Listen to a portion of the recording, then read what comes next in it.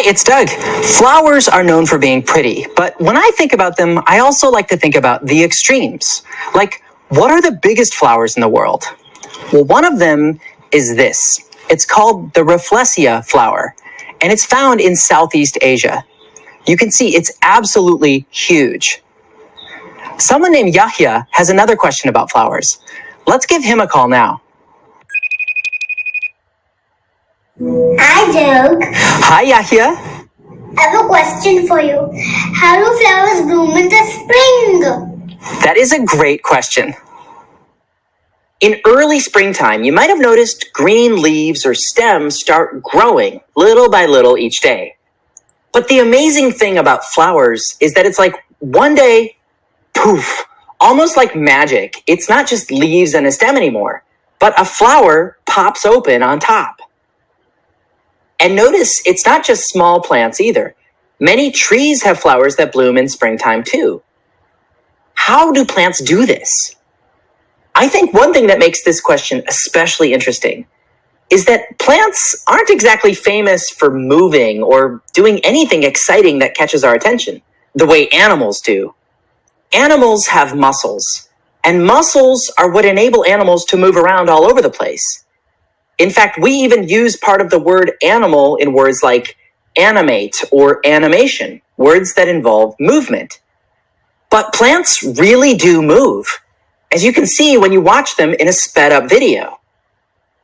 They not only open up their flower petals, they twist and reach for the sun.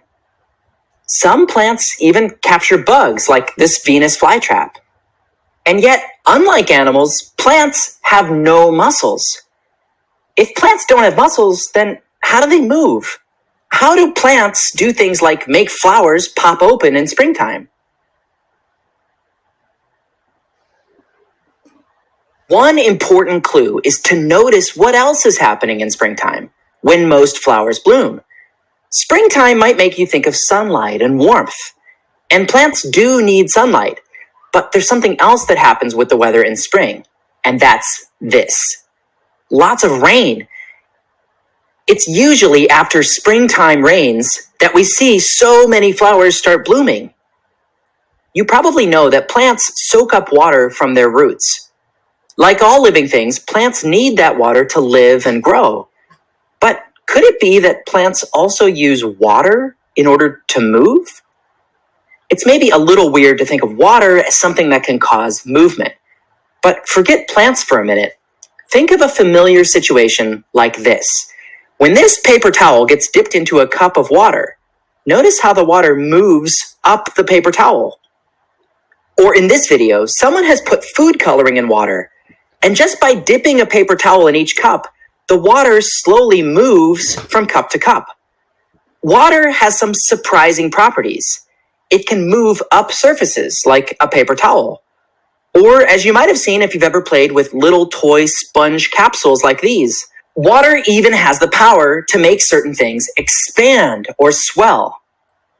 One way to see for yourself the power of water in plants is to notice what happens when you water a plant that's been really dry. In this sped up video, you can see how the plant stems were drooping down, but after the plant gets watered, the stems stand up straight again. So even though plants don't have muscles, plants can soak up water from the ground, then use some of these surprising properties of water to make some of their parts move. That's all for this week's question. Thanks, Yahya, for asking it.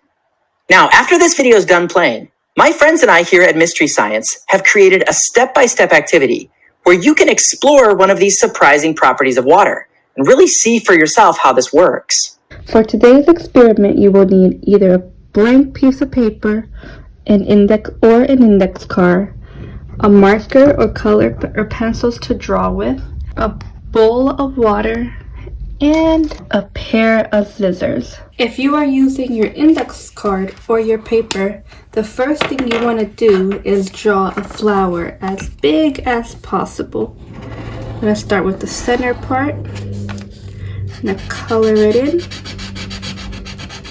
Now this is the flower that Miss Ramos will draw, but use your creativity and draw a flower with whatever types of petals that you would like. You can use any color or any design.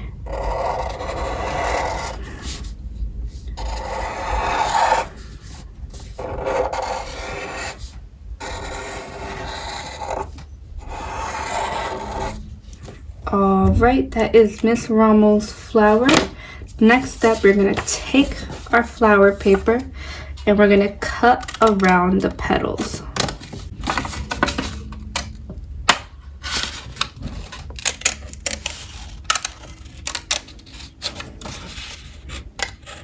Make sure you cut on the outside and be careful. If you don't have an index card, that is okay.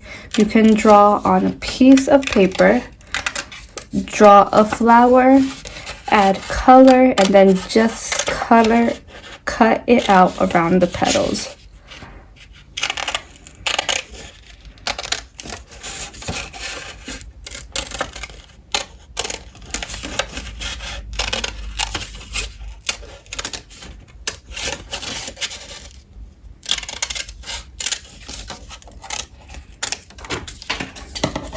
Alright, so now we have our cut out flower. Our next step is we're going to take each petal and fold it to the center.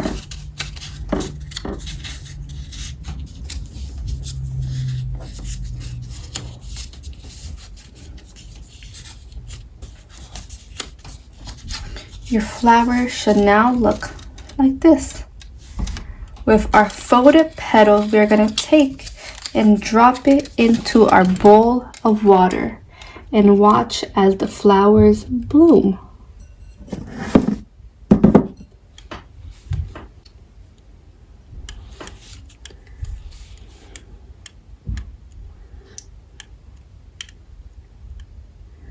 Notice how some of the petals are starting to slowly expand.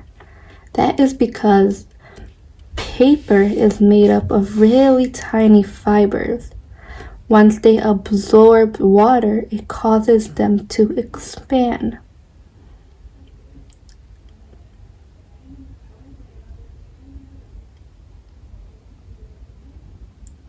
If you try this experiment with a different type of paper, either loose leaf or construction paper, it might take shorter or longer for the paper to expand. Keep watching. Notice how our flower petals are starting to bloom out.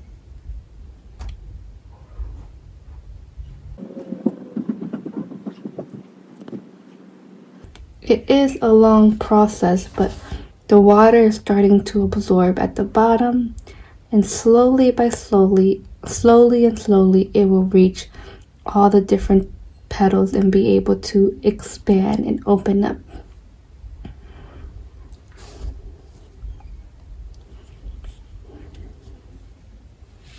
You can share your creations with me either by sending me a text or sending me a picture through your email.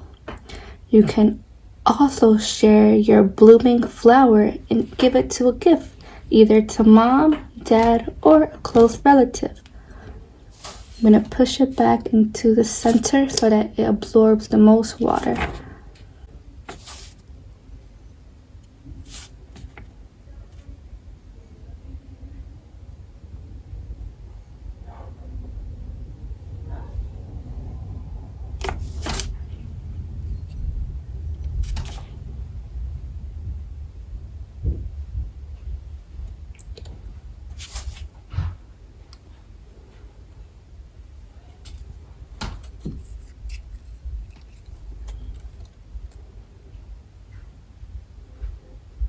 We have almost 3 petals that are almost fully blooming and have expanded.